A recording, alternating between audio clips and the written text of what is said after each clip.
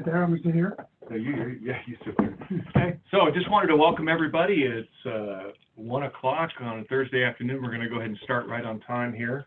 I wanted to introduce most of you, I'm going to say most all of you are attending because you know the famous, or in some cases infamous, Michael Santo.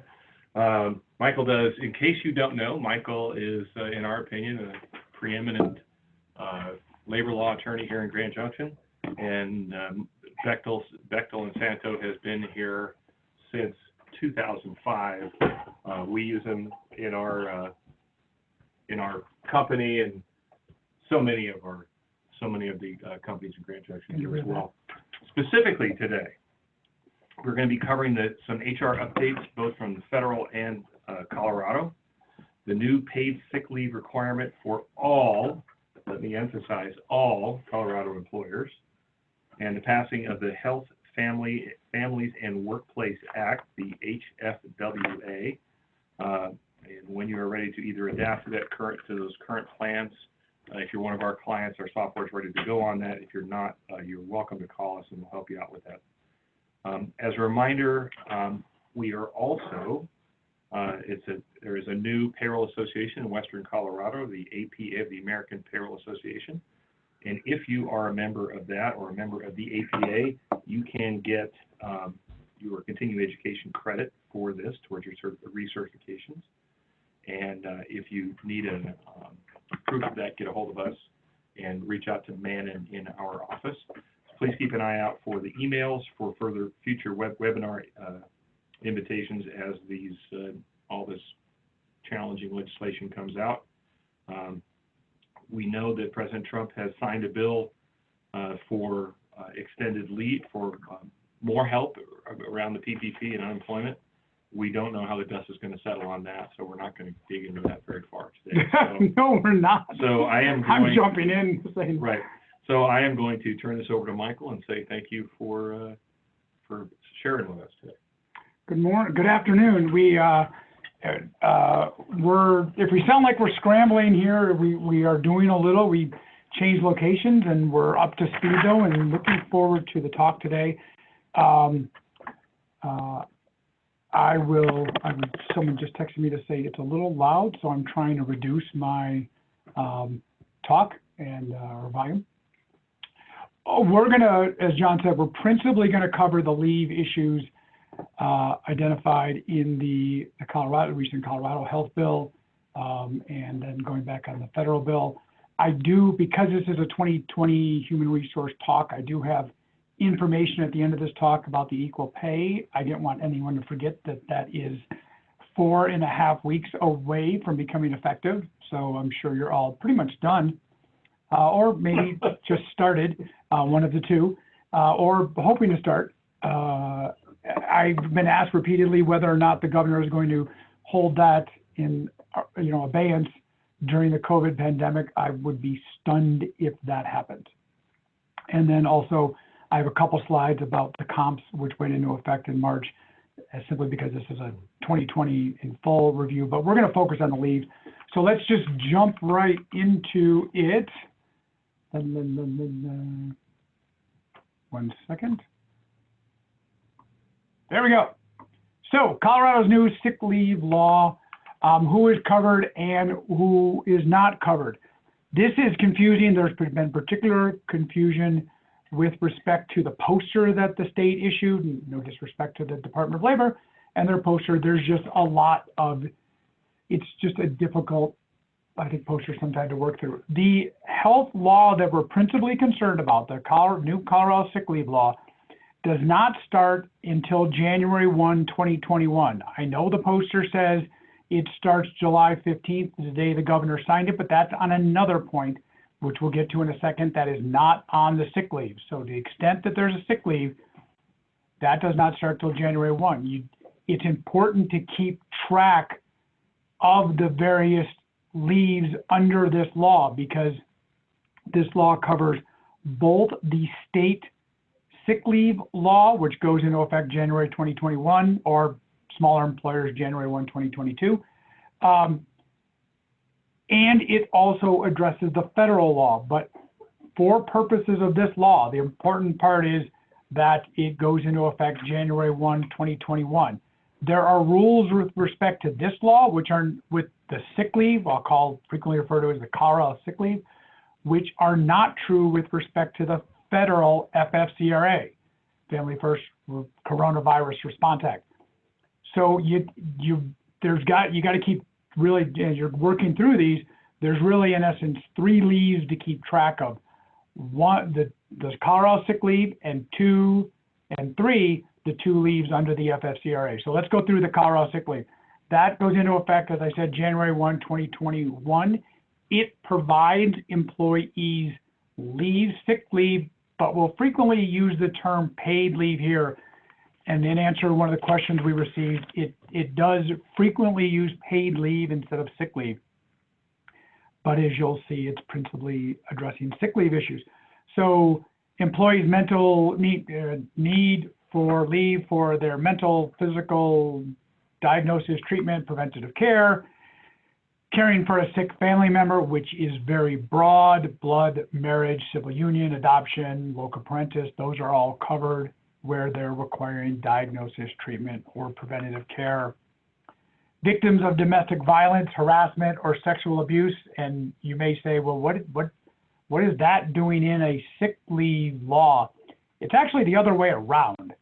The Colorado legislature, for reasons that are above my pay grade, chose to put the new Colorado sick leave law into the already existing domestic violence leave law.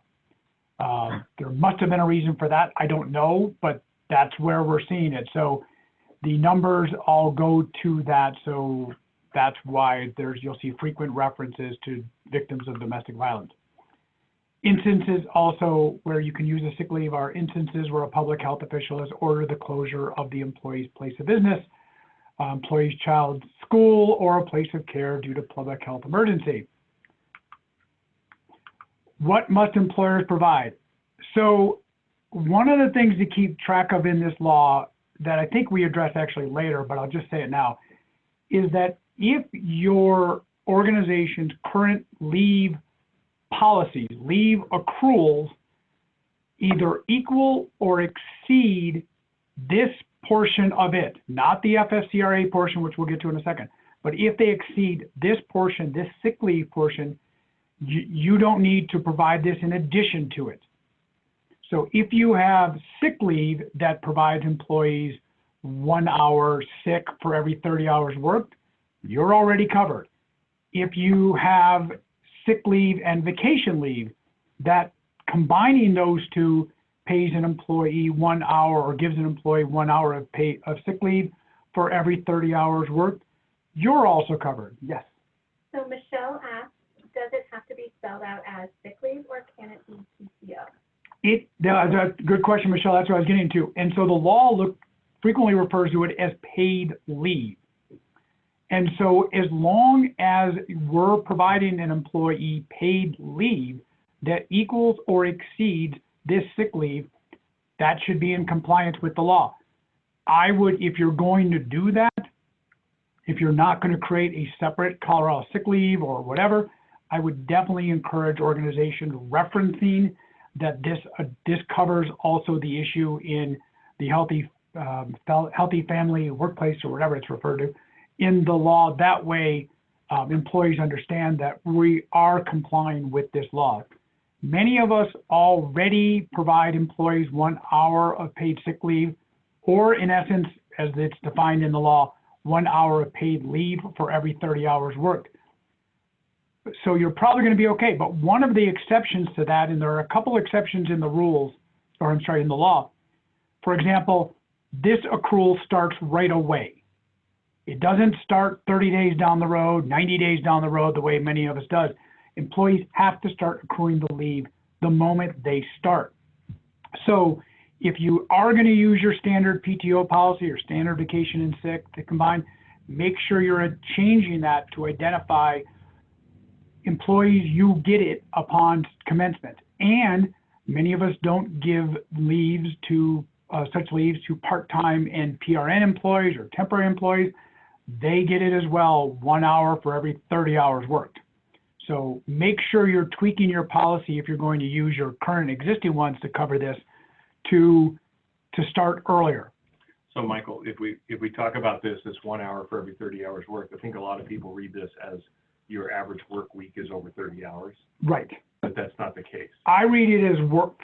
I read it as actual time worked, up to 40 hours worked. If you work overtime, you don't get to keep accruing. Right. It's only for regular time hours actually worked by the employee. So it is a cumulative 30 hours, in your opinion. Say if I work at a restaurant part-time and I work a total of 32 hours in a month, then I would accrue an hour. You would accrue an hour. If you're temporary and you work 6, and then next month you work 4, and then next month you work 10, and then next month you work 8, and next month you work 2, you just hit the 30. I read it as you should be giving that employee an hour of leave. Okay. It's a really conservative reading, but as many of you know, I hate lawsuits. So that's the way I would go with it, just to make sure the 1 hour of leave is a whole lot better than a lawsuit. You can also, an employee is capped at the amount of time it can use in a year, up to 48 hours. That's where the law talks about capping it, but also employees can be capped at use of this leave up to 48 hours. It carries over, which I think I have, yes, wow, good timing, can roll over unused paid sick time up to that 48 hours. But keep in mind that even if they roll over 24 and they accrue, they still only get to use 48 in a year. They say employers alternative may elect to front load the full allotment. Yeah, I guess we could do that. Is the moment the employee comes in is give them 48. They don't get it upon termination, so it's not that type of thing.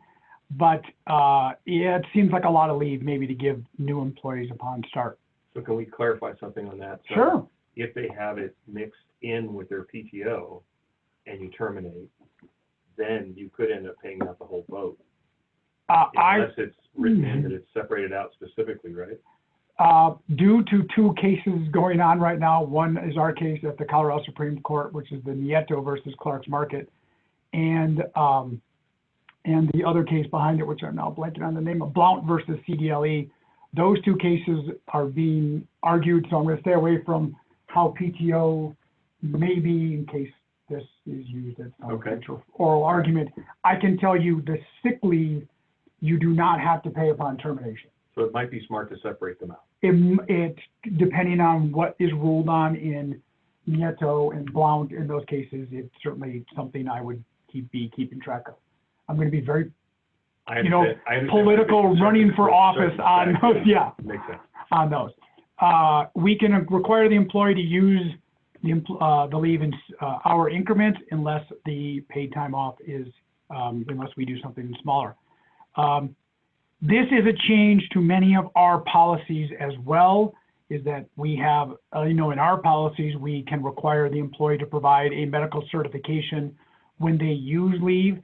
This leave says, unless it is 4 or more days, we cannot require the employee to provide medical documentation. Now, that is slightly different than the Family Medical Leave Act, which I wish someone would have pointed out to the Colorado legislature, but that's beside the point.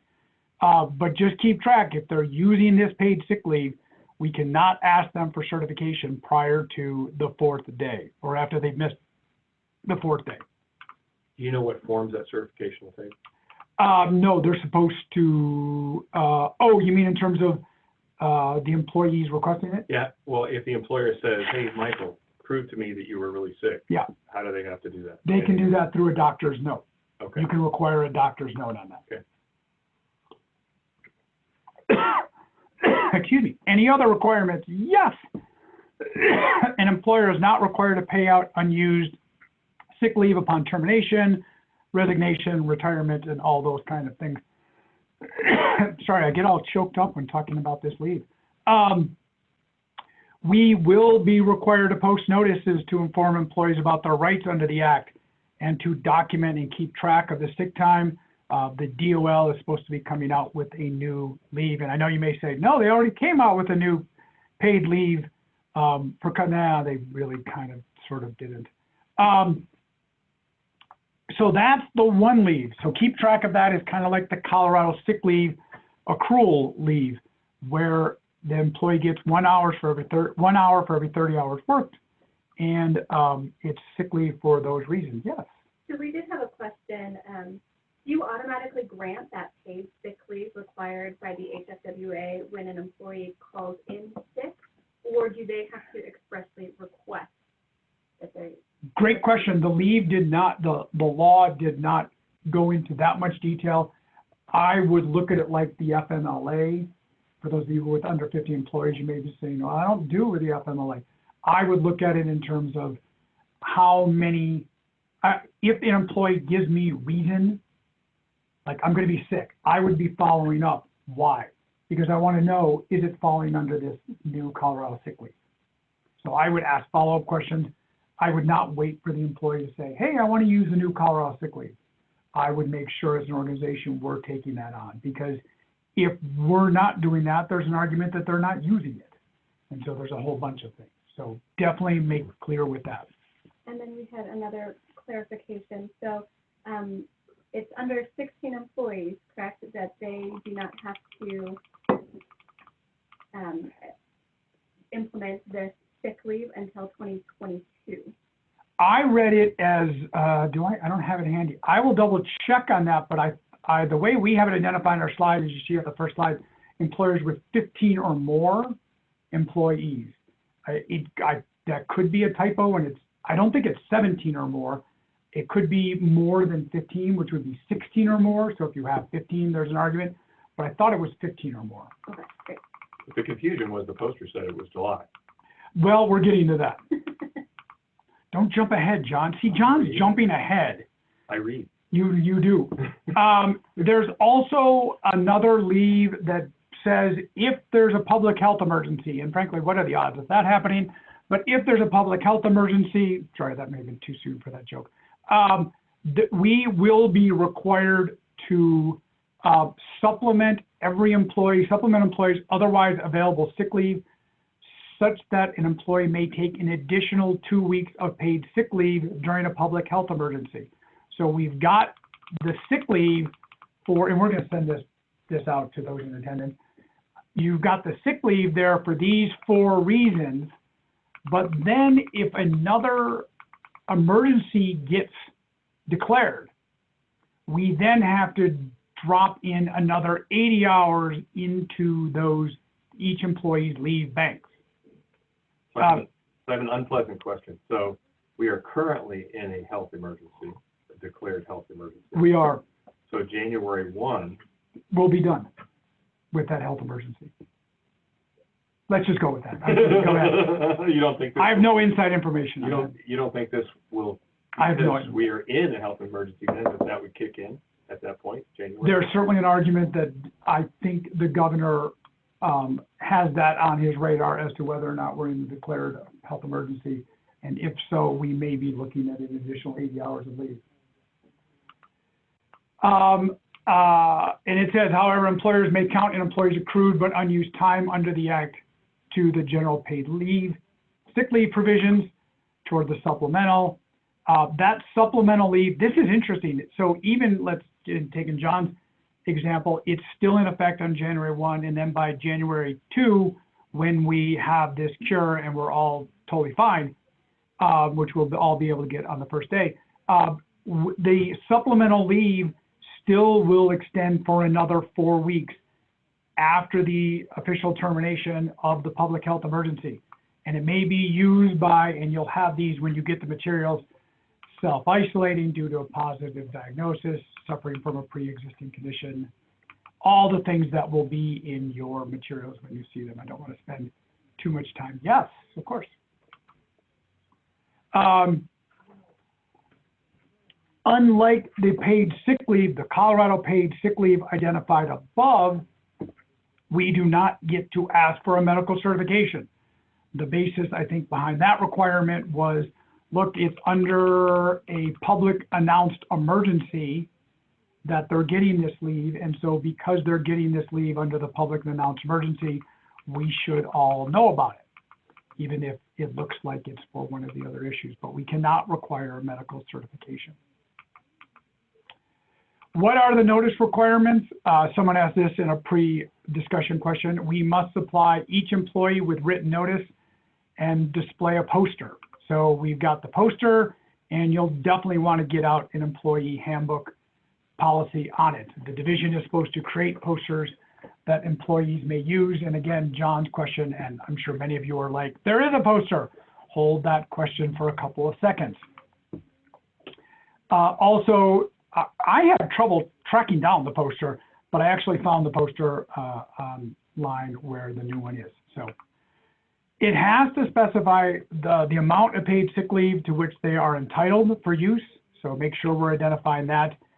And also notify the employee in your policies that we won't retaliate and that they have a right to file a complaint or bring a civil action if the sick leave is denied or the employer retaliates. So that's what's required under the notice. Do we have to provide employees notice on a paycheck that, hey, we have to provide a notice of, hey, this is how much accrued leave you have left under this?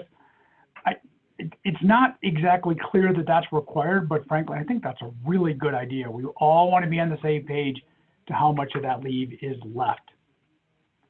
Questions on that? That's the Colorado sick leave portion of the leave. We just had a couple of questions about qualified employers. So is anybody exempt and who? The federal government is exempt. And it's a great lead into the next question. So Colorado State employees are not? Not, as far as, yeah. I think it defined employers as Colorado State employees as well. It expanded it out to that as well.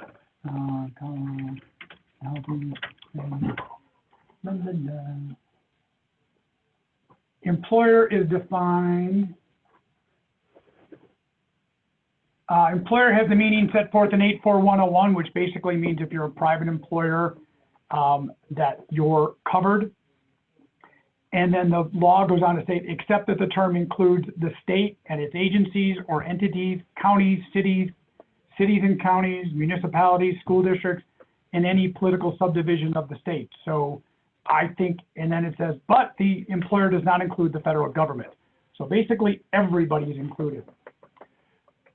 So the reason why John's question and about the poster and who's covered is because this got missed by many folk in reading the law, because it is way in the back of an already established law that looks like it's all, you've gotten through all the important stuff and you're going to get onto the gobbledygook of what to do with attorneys and retaliation and blah, blah, blah.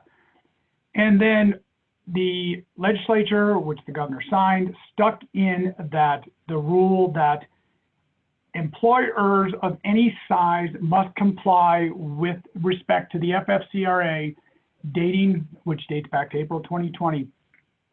We have to start complying with that as of July 15th. So that in particular looks at 3 organizations, and we'll talk about the case from New York in a couple of minutes that just came out last Friday. But that under the FFCRA, I think I added an extra R in there, but let's pretend I didn't. Under the FFCRA, I did, no, I know I did. I was just like, nice typo. Under the FFCRA, there were 3 organizations, types of organizations, size of organizations that were excluded. Those with over 500 employees were specifically excluded. Those in the healthcare industry, and that term got defined really broadly in the regulations and then got struck down last week, but let's just say the healthcare industry, those groups were deemed exempted from the law. And those with under 50 weren't exempted from the law, but you could exempt yourself from it if you could prove that it was going to cause you huge problems. The state of Colorado, with the governor's signature, just made all those exclusions bye-bye, yet, gone. There's an argument for healthcare industries, which I'm not going to go into, but everyone over 500 employees is now covered, everyone with under 50 employees is now covered under the FFCRA. So we are, whoops, come on over here.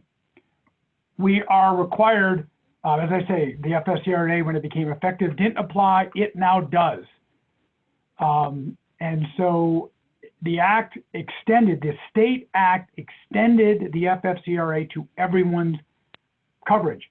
So when you're frankly getting that poster, when you're seeing that poster that says, this goes into effect July 15th, the reason why it's saying that is not so much you have to comply with the sick leave, Colorado sick leave portion, which of course doesn't go into effect until January 1, 2021. You have to comply with the FFCRA portion, not a portion, you have to comply with the FFCRA. So if you are an employer who thought, phew, I don't have to worry about that, the state of Colorado just said, no, yeah, you do. And so for that reason, no matter what size, no matter what industry, no matter what anything in Colorado, we are now covered by that, which arguably would also include the city, states, you know, blah, blah, blah, that we had talked about before, because the governor just removed all those. So I wanted to go over, because many of us, including myself and the firm, were like, whew, we don't have to do that. There are 5 reasons for leave under the FFCRA. There is an argument, and I will read the exact provision, and you can make the argument as you see fit. It says employees in the state shall, employers in the state shall comply with the Federal Emergency Paid Sick Leave Act in the Family First Coronavirus Response Act on or after the effective date through December 31st. We only have to do this from July 15th through December 31st. Each employer in the state, regardless of size, shall provide paid sick leave in an amount and for the purposes provided for in the FFCRA. So the FFCRA, as you may recall, provided for 2 types of leave. There's certainly an argument that we do not need, because that I just referred to kept saying shall provide paid sick leave. So that would bring the argument that the, this is actually what it ties in well. So we'll get to the second leave in a second. There are 5 reasons, or 6, depending on how you count them. I learned the first one, it was 5, and so that's what I'm going with. We can skip all this of who is covered, because that's all gone. That does apply. That's still in the FFCRA, but it's not in the sick leave. The leave may be intermittent if the employer and employer agree to do so. Employees who cannot telework, we talked about that. Here's an interesting provision of the FFCRA, as you see on your screen. To cover the cost of providing paid FMLA, the Act provides employers a credit against the employer's portion of Social Security and a refund if it turns out to be more. Here's the interesting thing about that credit is that's under federal law. So if you're exempted under federal law but forced to comply with federal law because state law making you, do you get that credit? I'm simply going to ask that question and move on, because I am not a tax attorney. So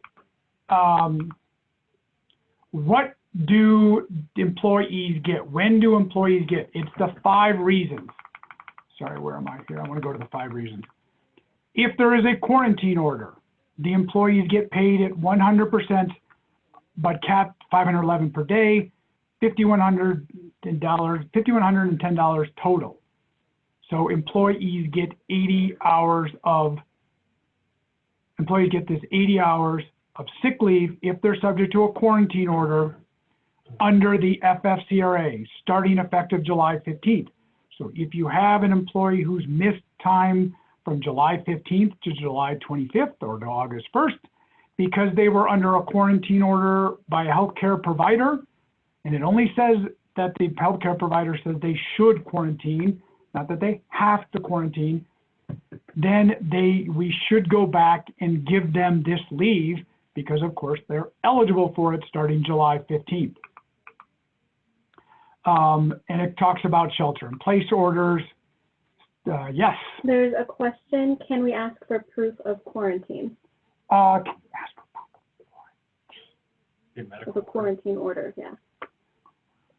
after 4 days. No, yeah, well, no, because the 4 days doesn't go into effect until January 1 of 21. I'm trying to remember my FRCRA.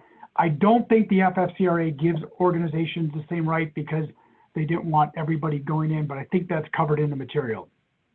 Thank you. It also mentions Colorado stay-at-home order, and of course, Colorado's stay-at-home order would have qualified, but also to the extent that we're still doing Colorado Health, that is gone. Colorado Health is no longer a thing. We have moved on to this. So to the extent that the employers are saying, no, I get that help order. No, you don't. You get the FFCRA. Quarantine order,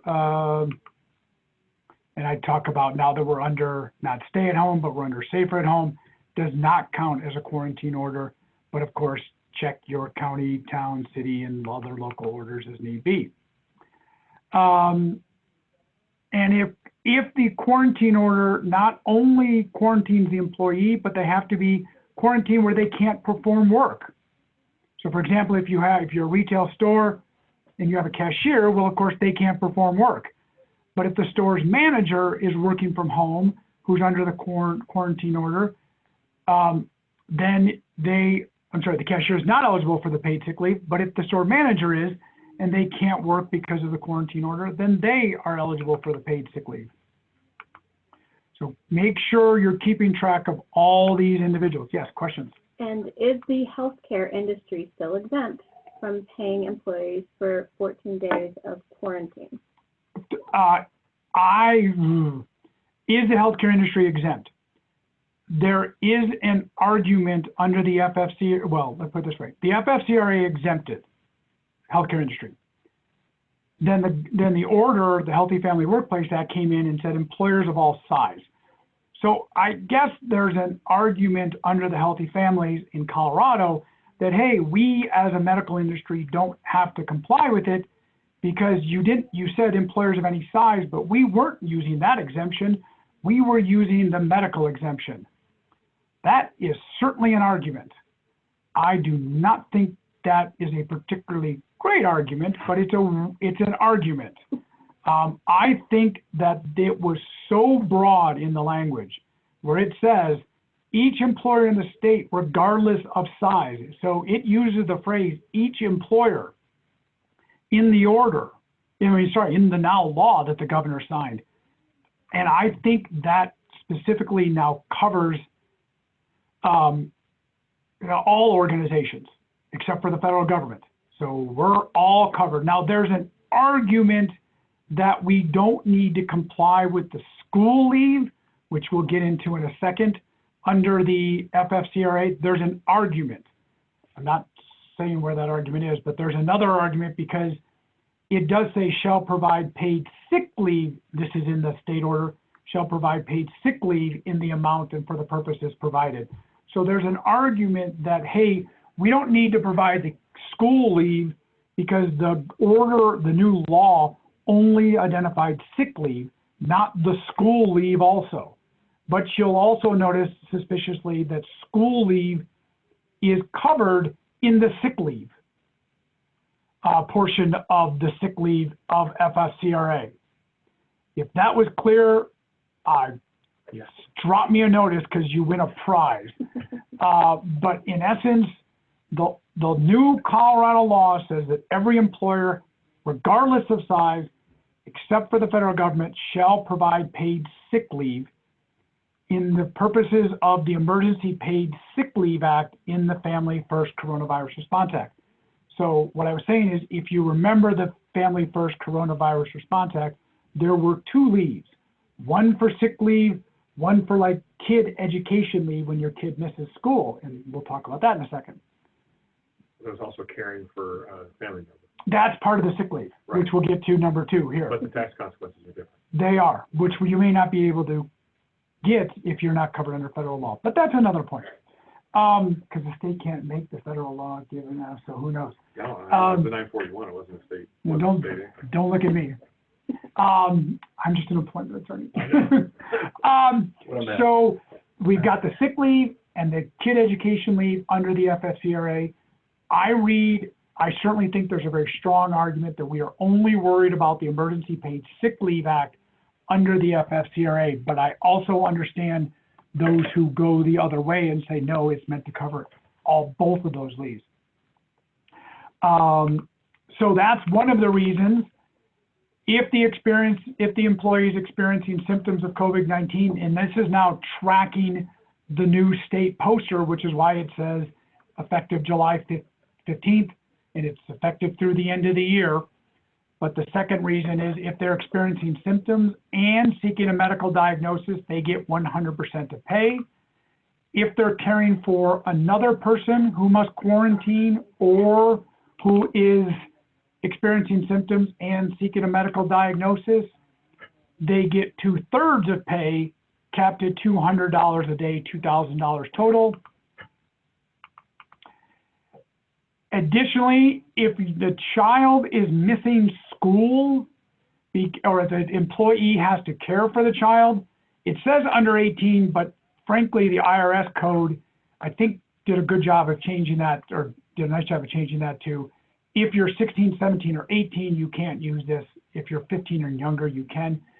But if the employee is needed to care for a child because the child's school or child care provider is unavailable due to COVID-19, they get leave paid at 2/3 pay, but capped at $200 a day, $2,000 total.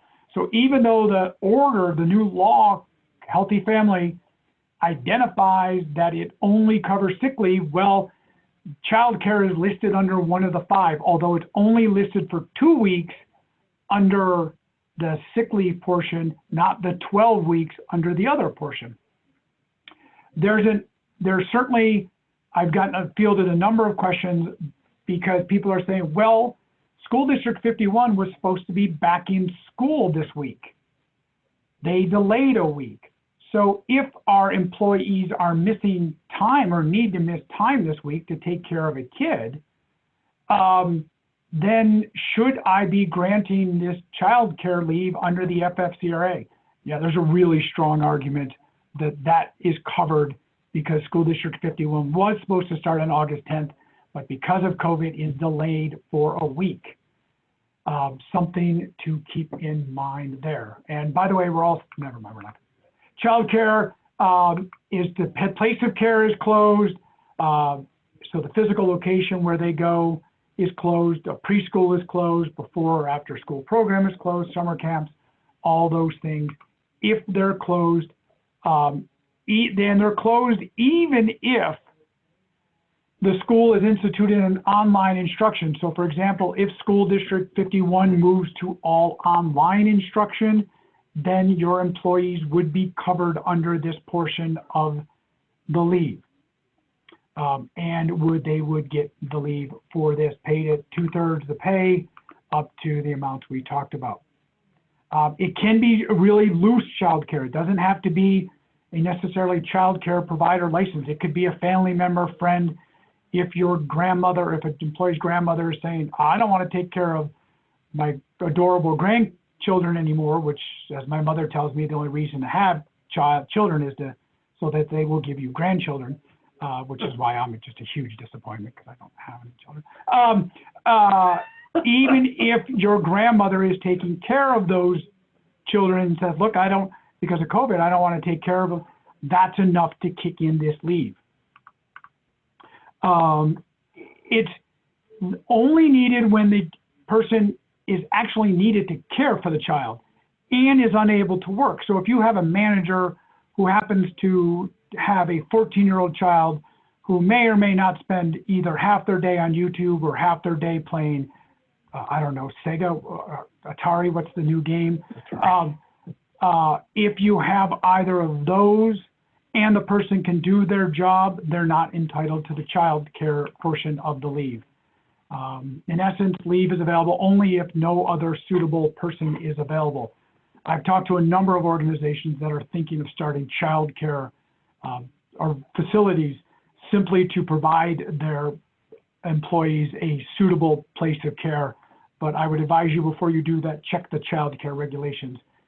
Starting a child care business ain't exactly easy. We talk here about the 14-day. IRS guidelines does not define what the special circumstances. If they're, it's over, so it's 15, 16, and 17, and 18, and above, you don't have to give that. Additionally, the fifth reason for leave is if the employee is experiencing any other substantially similar condition, you have to give the employee leave paid at 2/3, capped at $200 a day, $2,000 total. So, for example, this morning I woke up with a headache. Why? Who knows? But that's a similar condition as experienced by COVID. I would fall under this. After I spoke for 2 hours yesterday at a talk, so I also woke up this morning with a sore throat. Another substantially similar condition. I would be, even though I just tested negative for COVID, because I'm experiencing a substantially similar condition as identified by the Secretary of Health, I would be entitled to this leave. So keep track of these 5 leaves. This is available from from July 15th through December 31st. So as you see, it does not have to provide, not all employees will be able to provide, but they are still entitled to paid sick leave, even if the 5 scenarios, if any of the 5 scenarios apply. So I talk in here about they get 40 hours, or 80 hours. If you're a part-time employee, you get your prorated share of that. You're supposed to look at that over the last 6 months. Unless they haven't worked 6 months, then you just kind of, figure it out. We can't require an employee to find a replacement. Again, you get the tax benefit if you're covered. We have to post a notice, which is why the notice came out, because it was really confusing, making employers use the notice that says this has been in effect since April 2, which is when the federal law went in, which is why the notice now says it's from July 15th, so we can post a notice that shows that's when it's available from. Must be in a conspicuous place. If we have email and you got a lot of people working from home, feel free to email it, those kind of things. That's what I identify here. The other leave that's identified under the FFCRA that I kind of skipped over at the beginning was the 12 weeks of paid leave for individuals missing due to a child condition or due to child missing school, which is the fourth basis for leave in the sick leave portion. It works the same way, except it's extended to 12 weeks, not just 80 hours. And that 12-week leave, is it for employers of particular size? There's an argument, there's a really strong argument, I think, that that the governor's order or the recent law that went into effect was only supposed to bring us all into the sick leave portion, the 80-hour portion, not the education part of it. But as I acknowledge, there's an argument that no, they meant the entire thing, since reason number 4 in the sick leave portion is missing for child care issues. So it is not particularly clear. It was my understanding, I've heard rumors that the governor was going to come out and, explain how this all is going to work. I don't think, I'm not enough of a constitutional law scholar to know if the governor can explain an order, but here we go. So you may have heard of a recent New York court decision that was touted as striking down the FFCRA. It did nothing of the kind. What it did was it said the law works. It's the regulations that we all put in place with respect to the FFCRA that we are striking down. So in essence, what we have to look to is the act, not the regulations with respect to these next issues. Focus on the act, not the regulations, because these regulations have all been struck down by the court. Does that mean that there's an injunction in place? Well, that's not what the court said, so we're still going forward with the act. Does that mean the rest of the regulations are struck down? Again, not what the court said. So, but this is the first of the cases that came out. Can you help us out with the difference between regulations and the act itself? Yeah, that's a great question. So the act is, well, the law, as we're citing the Healthy Family Workplace Act under 8-13.3-401 of Colorado Revised Statute, that's what the Healthy Family is. That's the act. A lot of times, the Department of Labor, when it's an employment bill or whatever administrative agency covers the law, I shouldn't say bill, whenever, if it's an employment law, or whatever, or administrative agency, federal or state covers that law, they'll come out with regulations that say, hey, this is how we interpret the law. Now, they're not Congress and they're not the state legislature. So theirs isn't slam dunk, we're stuck with it unless it's unconstitutional.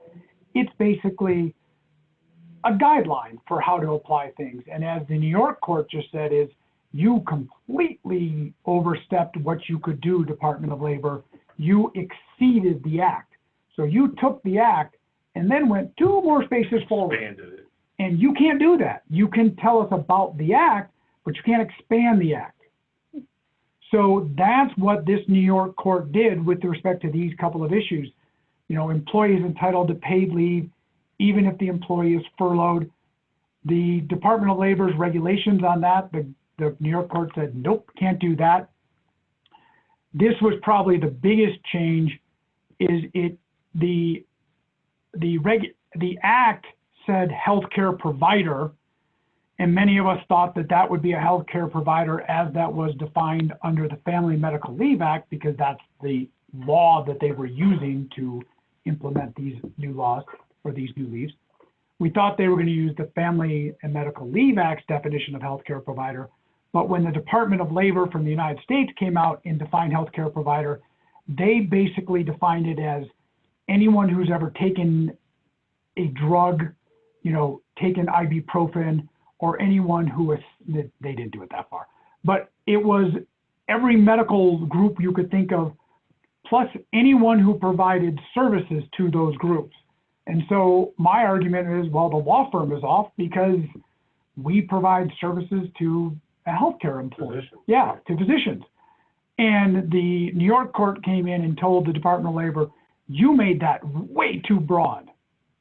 So who is covered under healthcare provider? Well, the unfortunate thing for Colorado employers is it probably doesn't matter, because the governor and the legislature just brought us all under this law, no matter who we are. So that healthcare provider exemption Went away. may not matter because the law says each employer of the state, regardless of size.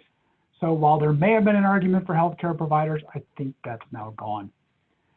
The employer's consent, there used to be this consent issue if it was going to be intermittent leave, and the court said, no, you can't do that. It's not in the act. Also, the requirement of documentation, and this is going back to, I think, your question, could you get documentation? It struck down the requirement as a precondition to the leave. That's why I was like, what did the FFCRA say with that? It's because the court case just came out and said, no, you can't do that as a precondition to leave. Now this, as is noted in the first line of this slide, it is a New York Federal District Court, which means it can be appealed to the Second Circuit Court of Appeals. I think New York is in the Second Circuit, and thereafter can be appealed to the United States Supreme Court. Who really knows if it'll go that far? Because of course, as John said earlier, by January 2, we'll all be fine.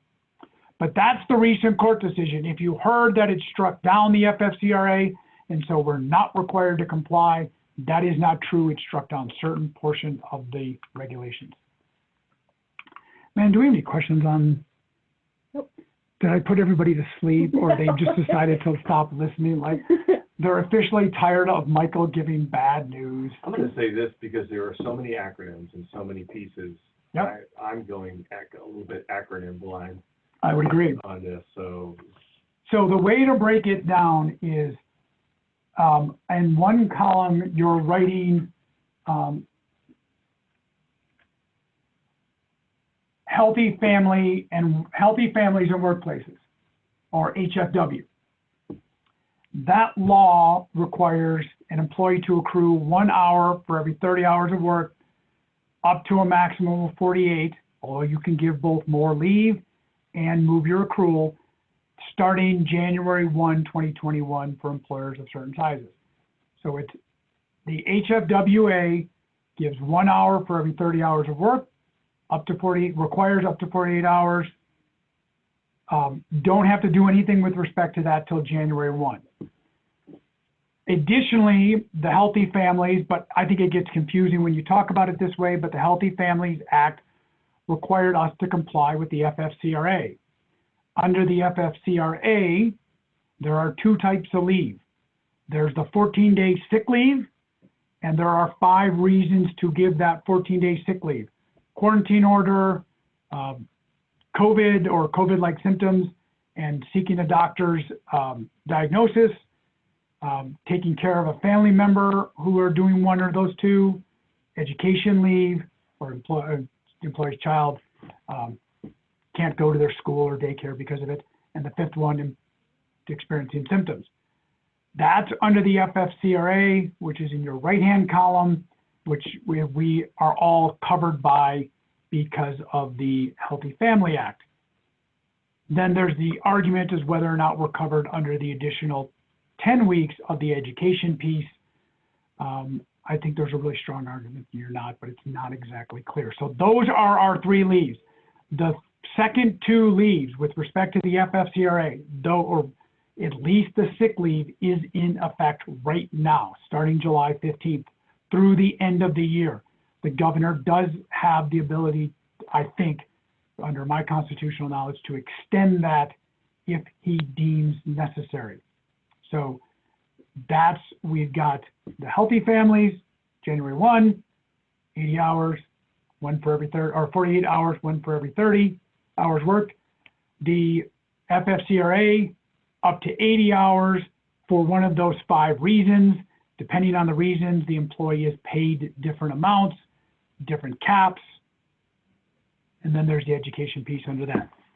Okay, Does that help? so we're getting some questions coming in now. This one is really specific, but I've heard it in a couple of different ways from different people. So it's a small assisted living with 23 employees is the company, and they have an employee that went to Sturgis, and the employer has recommended that that employee quarantines for 14 days. Is the employee entitled to pay during those 14 days since it was a choice for them to go? And then they're put, because they are servicing at-risk clients, would the employer in fact be required to do that to keep his clientele safe? So, yeah. So we can rule out childcare, we can rule out caring for another. My first question in that situation is the employee experiencing symptoms, and are they seeking a medical diagnosis? If the answer to that is no, they're not covered under this, under the FFCRA portion of the Healthy Family Act. Are they experiencing any symptoms? Then if they are, and if the employee, you talk to the employee and they just got back from Sturgis and they're like, oh my God, my throat from doing whatever I was doing in Sturgis is so sore, well, then they're covered under that. They may get leave there. But if they're completely happy, healthy, blah, blah, oops, sorry, blah, blah, blah, you get into next the argument of, can you as an employer tell an employee not to report to work? The answer is certainly yes. I wouldn't terminate the employee because that implicates potentially another Colorado employment statute.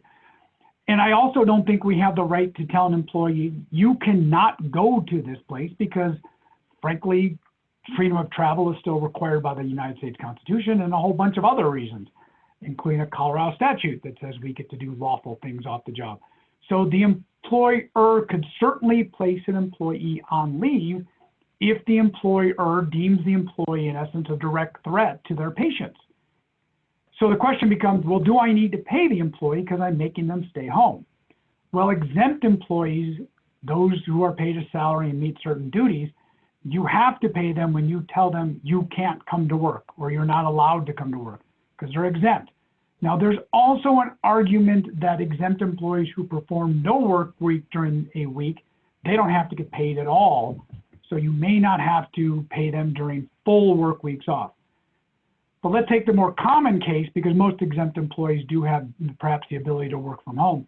Let's take the more common case of a non-exempt employee. Well, under the law, we are only required to pay non-exempt employees when they work or when they're covered by a paid leave provision. So if they're not working, that takes care of that. If they're not covered under any of these 5 conditions, well, that knocks that out. And if you told them in your policy, look, I've got to approve PTO, and I'm not approving it because you just did something like what you did, and I'm not going to improve your use of paid PTO, then there's an argument. We could tell the employee, we're not going to pay you because you don't meet any of the leaves and you're not working, so non-exempt employee, you don't have to get paid. That was a long answer to a question. I mean, it's a really interesting question because I think a lot of businesses are facing that, even our business. You know, I went on vacation to Mexico for a week, came back, went through airports, and I self-isolated for about 5-6 days to make sure I was all right coming back. Yes. So do employers have the right in this unusual circumstance, I mean, we're in certainly unusual times, to put something in their handbook that says, if you travel, go through airports, if you travel to a risky place, I don't know how you define that, and without getting into someone's lifestyle, and say, if you choose to do that, you'll have to get a COVID test at your own expense when you get back, take paid or unpaid leave for 3 to 5 days when you get back. Can you put anything like that in the handbook? Stop throwing conditions in there. It's making the question more difficult. Yeah. So before March 15th, I would have said, no, you cannot require employees to get a medical exam. It gets into weird issues under the ADA. Right. It looks like it's regarded as. But then the EEOC updated their pandemic bulletin from 2009 and basically said in there, look, if you want your employees to get tested, you can require a test. So it's, I think, question 62 or something like that under the EEOC's Q&A. So if you want to check their recently revised Q&A, it's one of the questions, can we require it? They basically said, if you're concerned that the employee creates a direct threat to others or your patients, certainly if you're dealing with a vulnerable patient population or client population, that's certainly something you can do.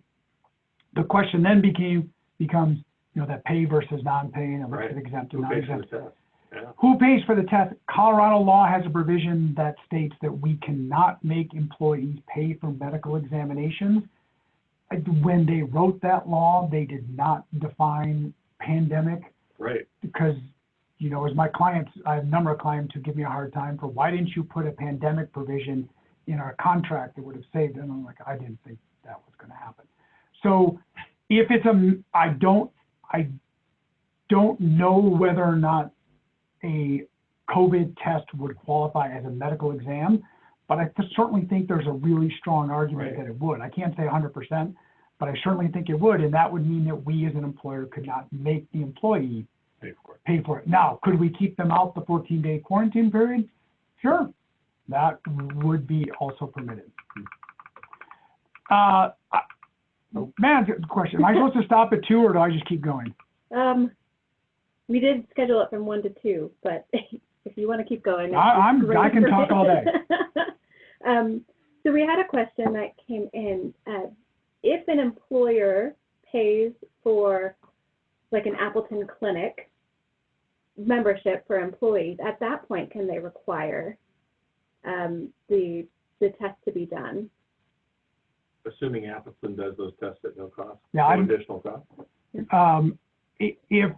If you know, if you say, hey, it's paid for if you go to Appleton, I think you'd stand an argument that we're not making the employee pay. If the employee goes off to their healthcare provider and incurs a charge, we could say, yes, but we told you it was free over there. And you chose, I think there's an argument to that. But again, this was the medical exam. provision was really supposed to be something in terms of like an FCE, a functional capacity evaluation prior to employment. It was not, they did not anticipate the pandemic part of it. Okay. I've got the other, and Amanda's going to send out these later on, and these are all listed. The public health orders that are still in place, keep track of that. Obviously, we're at 2 o'clock, so I do want to be respectful of everyone's time. I just put in here that I'll go over quickly, and then I think there's another question. Don't forget the Equal Pay for Equal Work Act is coming in January 1, 2021. COVID is not going to delay that order, in my opinion. I don't think it's going to happen. So we've got about 10 weeks. Sorry. 4 times 4 is 16, plus 2 is 18. We got about 18 weeks. Sorry, I just cut you all off 8 weeks to get everything together with the Equal Pay Act, which means do an audit of all of our employees to make sure we don't have any concerns, that all of our pay differences are based on one of 6 reasons under the Act, got those listed, and that we change our policies so that we're sending out notices of all open positions to all employees with pay, with those kind of things, and so on and so forth. And then don't forget that maybe because of COVID, who knows, but comps came in, Colorado overtime and minimum pay standards came in middle of March. Everybody and their brother expected lawsuits to follow with respect to the amount of salary being required, with respect to the rest period issue, with respect to everything. And then frankly, comps became a jangling keys in the COVID world. And as far as I know, no lawsuit was filed. And so comps is full in effect as we speak. And additional changes as the years go on. So, questions? We have a couple. We also have several pleas to keep going. This is, I don't know if this is up your alley, but I'm going to convey it anyway. We're not a public business. We do not have foot traffic, and they have a sign posted on our front door saying that people other than current employees or delivery personnel may not enter. We also have enough space to social distance. Are we required to still make our employees wear masks?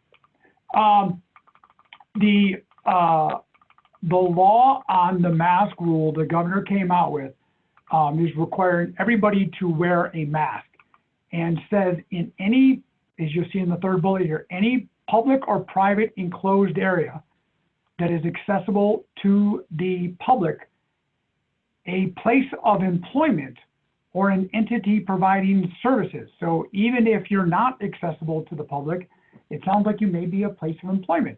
And it also sounds like you may be an entity providing services. So from that standpoint, that would be a public indoor space. There's all the exceptions in there. The governor's order on that, the statewide mask order, D-2020, said that you have to wear a mask when entering or moving in the indoor public space. So obviously when you enter the building, you have to have a mask on. The question became, what's moving? And as John talked about earlier, or a question about earlier, with regulations, the Department of Labor came out and said, here are our thoughts on what it means to be moving, which is in essence, if you walk into the building with a mask on, that's great. You get to your office, you got said mask still on, you shut your door, you work by yourself. At that point, you can take your mask off. But if you have an employee or a group of employees who are sitting at cubicles, that is still an indoor public space. And I guess they took the term entering or moving and said, well, when you're typing, or if you're Italian like I am, when you're talking and using your hands, you're in essence moving.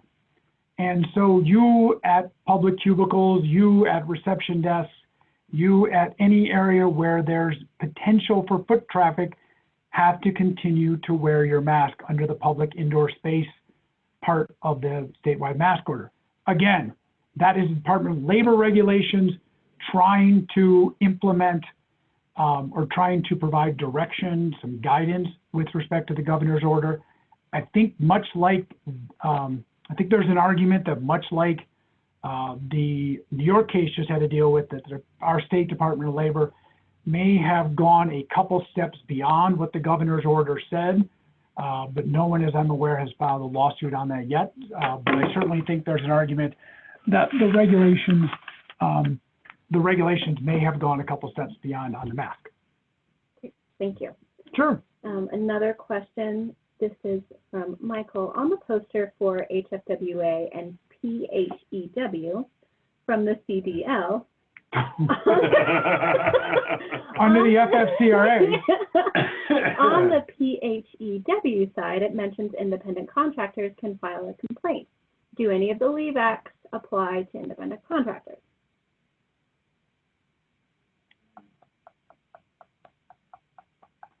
The state healthy family does not, assuming of course that they're truly independent contractors. It does not. Something in my mind tells me, sorry folks for who are watching online and you're like, what is he doing? Well, you know what I'm doing now because I'm just typing it in.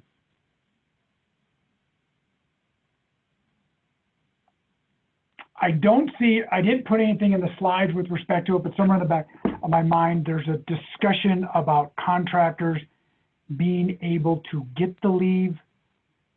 But Michael, I can't, I just am blanking on that right now. I'm so sorry. We will try to get something to Manon when you send out the notice, when you send out the slides that addresses the contractor issue. Something tells me it's covered, but I also don't want to just guess. So you win for Stump the Chump. And this question has been brought up a couple of times now, and you've already covered it to a certain degree, but ski resorts are exempt from the comps, the COMPS. Are they exempt from any of the sick pay orders?